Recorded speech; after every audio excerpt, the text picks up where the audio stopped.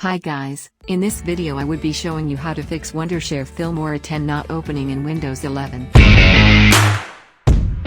This happens only to the versions which were activated, so what I will show will be automatically activated. Now copy the link in the description and paste it any web browser to download the file from the link. After downloading the file, extract it, then open it and double click on Filmora to start installing.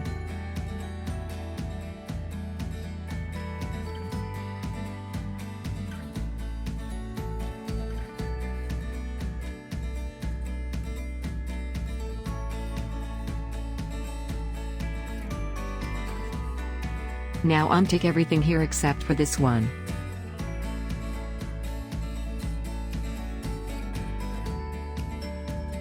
If you like this video, click the like button and please subscribe for more videos like this.